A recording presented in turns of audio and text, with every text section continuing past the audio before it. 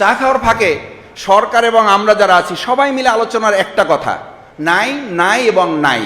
আমাদের শ্রদ্ধেয় অন্তর্বর্তীকালীন সরকারের মাননীয় প্রধান উপদেষ্টা 3 জিরোসের কথা বলেছিলেন, আর আমরা এখন এই সরকারে বলি এই সরকারে 3 জিরো আছে, এটাও 3 জিরোস। সেটা হলো নাই নাই এবং নাই। মাননীয় স্পিকারের কাছে যখন সংসদ সদস্যরা বলেন আমার হাসপাতালটা অসুস্থ, এটাকে একটু সুস্থ করার উদ্যোগ নেবেন মাননীয় স্পিকার, আপনি একটু মন্ত্রী মহোদয়ের দৃষ্টি আকর্ষণ করবেন। আমার জানা নেই কোনো ছাত্র সংগঠন এরকম আয়োজন বাজেটকে সামনে রেখে তরুণদেরকে অ্যাড্রেস করে আর কেউ করছে কিনা। করে থাকলে ভালো, কিংবা না করলে করার সুযোগ আছে, করা উচিত। আমি বলছি না ছাত্র শিবিরই করে শেষ হয়ে যাক, করা উচিত। আমাদের গাড়ির পিছনে যত দৌড়ানো দরকার তার চেয়ে আমাদের দেশের পিছনে, সূচকের পিছনে। আপনি দেখবেন এখানে প্রবন্ধকার বাংলাদেশ, ভিয়েতনাম, থাইল্যান্ড, দক্ষিণ কোরিয়া, ভারত সূচকগুলো দিয়েছে। আল্লাহর খাস মেহরবানি, আমি দেখার চেষ্টা করেছি ম্যাক্সিমাম সূচকগুলোতে আমরা পিছনে পড়ে আছি, কারণ আমরা তো দৌড়ে দেশে না, আমরা তো দৌড় গাড়ির পিছনে। এবং এটা যে শুধু 2026-এ দৌড়ানো হচ্ছে তা না, এরকম দৌড়িয়ে আমাদের বহু ছেলেদেরকে গাড়ির নিচে পড়ে মারাও যেতে হয়েছে। এই গাড়ির নিচে পড়ে মারা যাওয়ার কারণে জুলাইয়ে যারা গুলিতে মারা গেছে তাদেরকে আমরা এখন ভুলতে বসেছি। কেন ভুলতে বসেছি জানেন? আমি একটু প্রবন্ধকারকে সমালোচনাও করি, এই অর্থে করি যে এখন যেখানে দাঁড়িয়ে আপনারা কথা বলছি, মাথায় রাখা উচিত আমাদের বলছি না, আমাদের, যে এই বহু মানুষেরাই আমাদের এখানে থাকার কথা না, জেলখানায় থাকার কথা। যাদের জন্য আজকে এই আলোচনা করার সুযোগ পাচ্ছি, এই বাজেট নিয়ে কথা বলতে পারছি, সংসদে যেতে পারছি, তাদের নিয়ে কিন্তু এখানে তরুণরাই তো জীবন দিয়েছে। শিক্ষার্থীদের উপরে ভিত্তি করে এই আন্দোলনটা একটা পর্যায়ে গিয়েছে।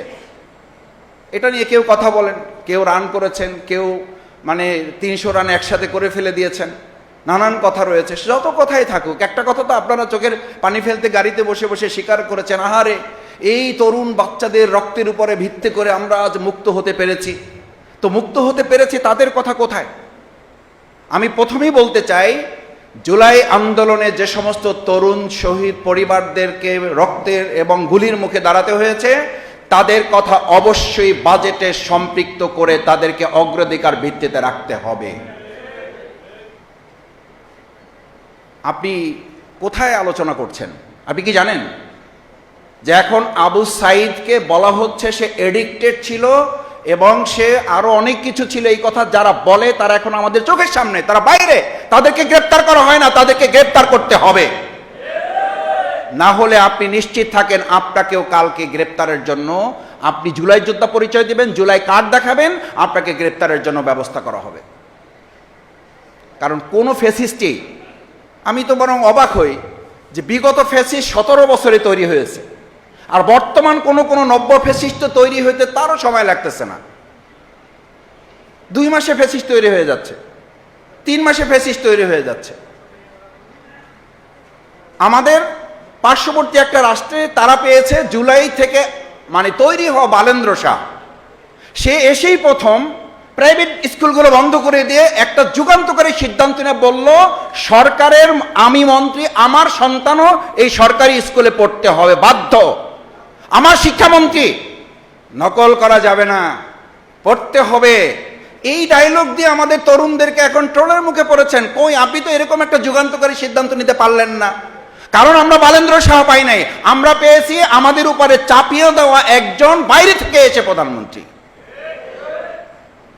যাকে ডক্টর মাহমুদুর রহমান বলেছিলেন, আমার কথা না, ডক্টর মাহমুদুর রহমান বলেছিলেন, জনাব তারেক রহমান আপনি বক্তব্য দিয়েছেন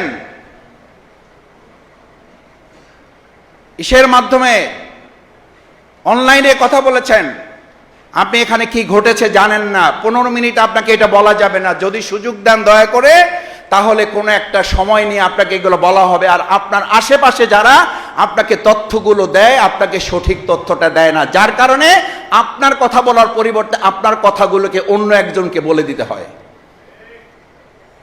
আবার যে বলে সেও আবার আরেক জায়গা থেকে যুক্ত হয়ে বাংলাদেশে ওখানে গুম থাকা অবস্থায় কথা বলেছেন বলে কথিত আছে। সম্মানিত সাংবাদিক বৃন্দ, উপস্থিত সুধীমণ্ডলী, তরুণরা, এরকম কোনো পরিস্থিতিতে বাজেট নিয়ে খুব আলোচনা করে লাভ হবে না। কারণ কি জানেন, আমরা ওই সংসদে কথা বলার মানে সংসদ অধিবেশনের মুলতবি হওয়ার ফাঁকে যখন লেজার হয় আর কি, ব্রেক হয়, আমরা বলি নিজেরা হাসাহাসি করি, স্কুল ছুটি হয়েছে চলেন একটু চা খাই। তো চা খাওয়ার ফাঁকে সরকার এবং আমরা যারা আছি সবাই মিলে আলোচনার একটা কথা, নাই নাই এবং নাই। আমাদের শ্রদ্ধেয় অন্তর্বর্তীকালীন সরকারের মাননীয় প্রধান উপদেষ্টা 3 জিরোসের কথা বলেছিলেন, আর আমরা এখন এই সরকারে বলি এই সরকারে 3 জিরো আছে, এটাও 3 জিরোস। সেটা হলো নাই নাই এবং নাই। মাননীয় স্পিকারের কাছে যখন সংসদ সদস্যরা বলেন আমার হাসপাতালটা অসুস্থ, এটাকে একটু সুস্থ করার উদ্যোগ নেবেন মাননীয় স্পিকার, আপনি একটু মন্ত্রী মহোদয়ের দৃষ্টি আকর্ষণ করবেন।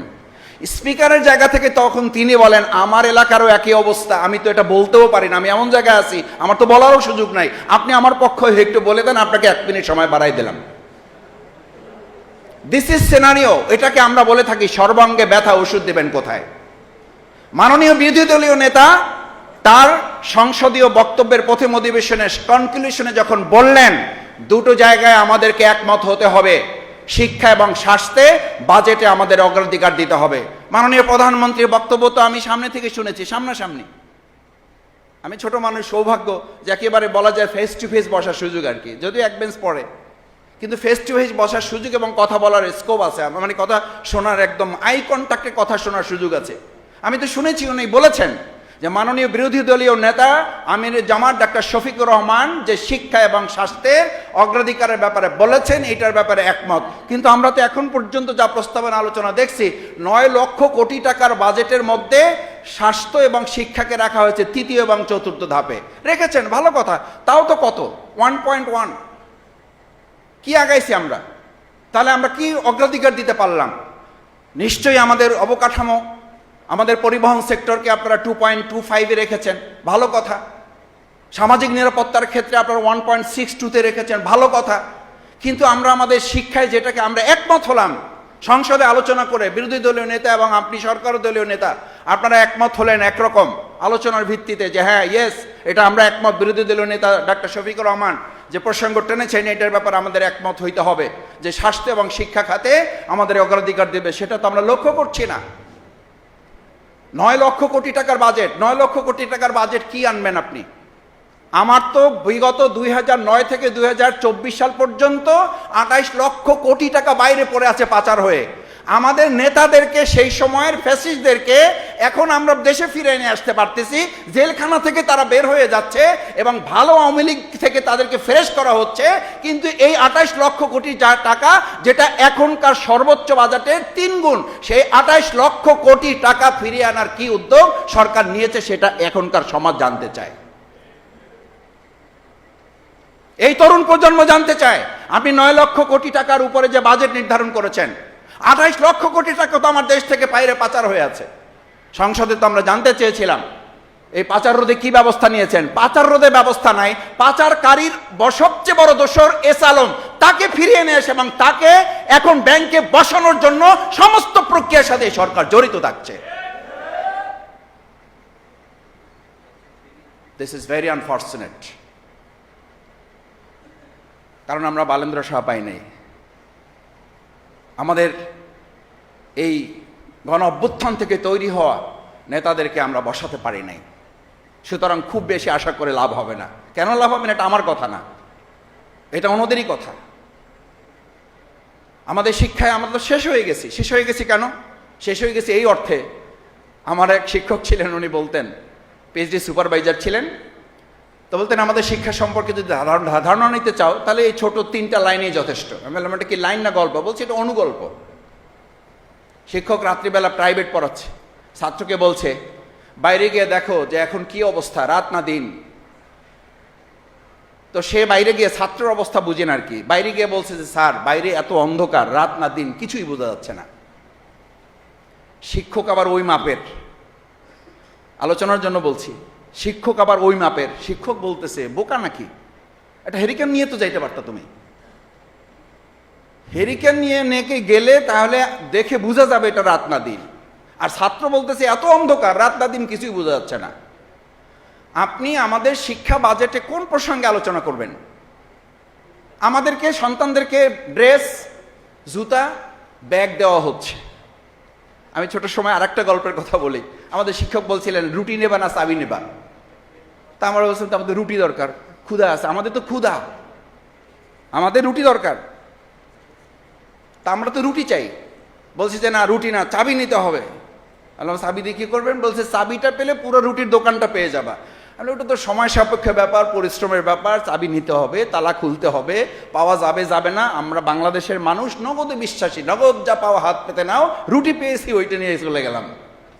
আমাদেরকে এখন আমাদের সন্তানদেরকে, যেখানে আমি আমার উপজেলার কথা বলি, যেখানে আমার প্রায় কয়েক শত শিক্ষকের অভাব প্রাইমারি, হাই স্কুল, কলেজগুলোতে, সেখানে আমার সন্তানদেরকে শিক্ষক না দিয়ে, শিক্ষার মান না দিয়ে তাদেরকে আপনি ব্যাগ দিচ্ছেন। এই ব্যাগ, জুতা এবং তাদের ফিডিং যে মিল দেওয়া হচ্ছে, মূলত এটার মধ্যে দিয়ে দলীয় কর্মীদের কোথাও কোথাও পুনর্বাসন করা ছাড়া ব্যক্তিগতভাবে আমি মনে করি এটার কোনো মূল্যায়ন হবে না। কেন হবে না জানেন? ওই আলোচনা সংসদের সুযোগ থাকলে করব। ওখানে তো স্পিকার তাও মানে কিছু সময় দেয়, এখানে স্পিকার অলরেডি স্লিপ দিয়ে দিচ্ছে, শেষ করতে হবে। সেই জন্য আমাদের এই ফিডিং মিল, আমাদের মিড ডে মিল, আমাদের স্কুল ড্রেস, এগুলো দরকার আছে, আমি বলছি না, কিন্তু এগুলোকে যদি আপনি বাস্তবায়ন করতে চান তাহলে আপনার তো ঘোস্ট স্টুডেন্ট।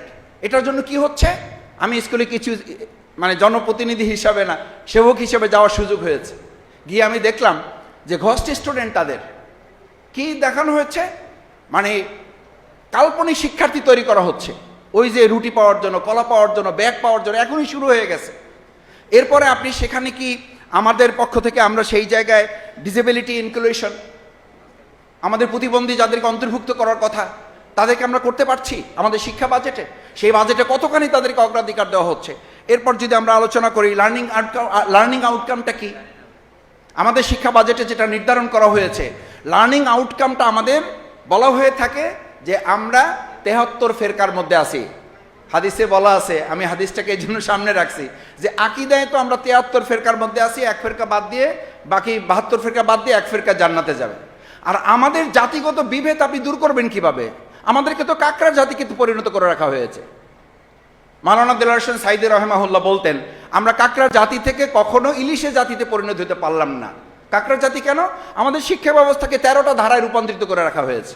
13টা ধারা, এই 13 ধারাকে এক ধারায় কখন নিয়ে আসবেন? এটা নিয়ে আসতে সরকার বলবে আমাদের সময় শেষ, আর একবার ভোট দেন আমাদেরকে। এই আর একবার ভোট দেওয়ার জন্য প্রস্তুতি নেন, তারপর বাজেট নিয়ে আলোচনা করেন। কারণ এই 13 ধারাকে আপনি এক ধারায় কবে নিয়ে আসতে পারবেন? না নিয়ে আসা পর্যন্ত লার্নিং আউটকামে আপনি যেতে পারবেন না। টিচার কোয়ালিটির ব্যাপারে পরিষ্কার বক্তব্য আছে।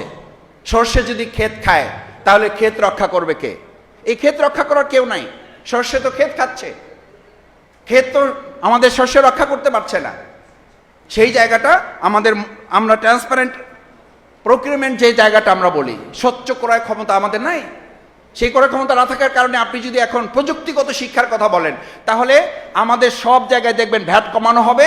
আমরা হয়তো জানি না, আমাদের মোবাইল, ট্যাব, ল্যাপটপ, এই যে মানে যে প্রযুক্তিগুলো আছে, এই প্রযুক্তিগুলোতে আমরা ভ্যাট কমাতে পারবো না। যদি ভ্যাট কমাতে পারেন তাহলে ভালো, গুড। সেই জায়গাটা আমাদেরকে দেখতে হবে। আমাদের সন্তানরা যেন সেখানে ভূমিকা রাখতে পারে, আমাদের তরুণরা যেন সেখানে কথা বলতে পারে, তরুণরা যেন সেখানে দক্ষতা অর্জন করতে পারে। মাস্টার্স পাস করার পরে 5000 চাকরির জন্য ঘুরবে কেন? এখন শেষ কথা, উদ্যোক্তা তৈরি করা, ইসলামী মূল্যবোধে উদ্যোক্তা তৈরি করা। উদ্যোক্তা তৈরি কি? A man with career without character is more dangerous then a lion. আমাদের তরুণদের সাথে যদি তাদের প্রযুক্তির পাশাপাশি যদি তাদের মূল্যবোধকে অ্যাটাচ করা না যায়, কি হচ্ছে আজকে? অবাক হওয়ার কোনো কারণ নাই। ইতিমধ্যে 2024-25-এ এটা মানে বাস্তবায়ন করা হয়েছে। স্টুডেন্টদেরকে ডোপ টেস্টের মধ্যে আওতাধীন করা হয়েছে। ভর্তি পরীক্ষায় ডোপ টেস্ট নেওয়া হচ্ছে, এবং শুধু ডোপ টেস্ট নেওয়া হয় নাই, আশার দিক আছে। আশার দিক শুনবেন, আশার দিক হচ্ছে সেখানে 3 জন শনাক্ত হয়েছে। আরও আশার দিক শুনবেন, সেই 3 জনের মধ্যে একজন ছাত্রীও আছে। আরও আশার দিক শুনবেন, আহসানিয়া মিশন যেখানে মাদক নিরাময় কেন্দ্র, সেখানে 432 জন ভর্তি।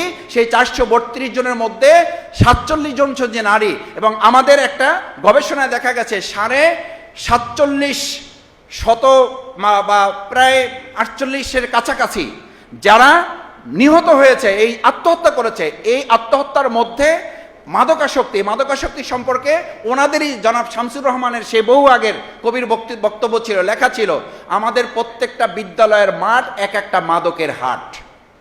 মাদক নিয়ন্ত্রণ করবেন কিভাবে? মাদক নিয়ন্ত্রণ করতে না পারলে তরুণদেরকে আপনি শিক্ষা দিবেন, শিক্ষা দিচ্ছেন। আমরা সবাই জানি যে মাদকের এখন বিদ্যালয়গুলো, মাঠগুলো এক একটা মাদকের হাটে পরিণত করে রাখা হয়েছে এবং সেখানে বলা হচ্ছে দেয়াল দিয়ে এটাকে সিকিউর করতে হবে। সম্মানিত উপস্থিতি, সাংবাদিক বন্ধুগণ, বাজেটের তরুণ ভাবনার শেষ অংশে আমি এইটুকু অনুরোধ করতে চাই, সরকারকে আহ্বান জানাতে চাই, আসেন, মনে আছে তেলের লাইন বন্ধ করার জন্য বিরোধী দলীয় নেতা একটা প্রস্তাবনা দিয়েছিলেন, সেই প্রস্তাবনা আলোচনা করতে রাজি হচ্ছিলেন না, প্রথম দিকে রাজিই হন নাই, বলছে যে এটা ঠিক হয়ে যাবে, এটা আর্টিফিশিয়াল। আমরা বলেছিলাম এটা আর্টিফিশিয়াল যদি হয় সেটাও আলোচনা হয়ে ঠিক হওয়া উচিত। আলোচনা হয়েছে, ঠিক হয়েছে, একটা কমিটি হয়েছে, একটা লিয়াজু হয়েছে। লিয়াজু কমিটি করার পরে দেশের মানুষের মধ্যে আস্থা তৈরি হয়েছে যে সরকার এবং বিরোধী দল মিলে যখন কোনো কাজ করে তখন এটা বন্ধ হয়েছে এবং তার 2 দিন 3 দিন পর থেকে দেখা গেছে এই সমস্যাটার সমাধান বের হয়ে আসছে। আমি যেটা বলছি সবশেষ, এই বাজেট নিয়ে যেটা আপনারা উপস্থাপন করবেন 2/3 মেজরিটি দিয়ে যেন আল্লাহর রাস্তে আপনারা ঘাড়ের উপরে চাপিয়ে দিয়ে বাজেট পাশ করার মানসিকতা নিয়ে সংসদে যাবেন না।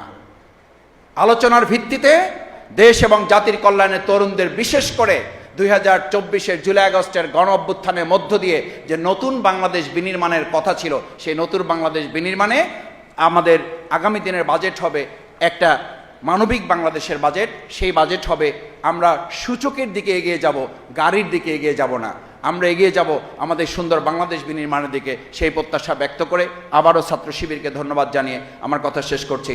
আল্লাহ হাফেজ। আসসালামু আলাইকুম রহমতুল্লাহ।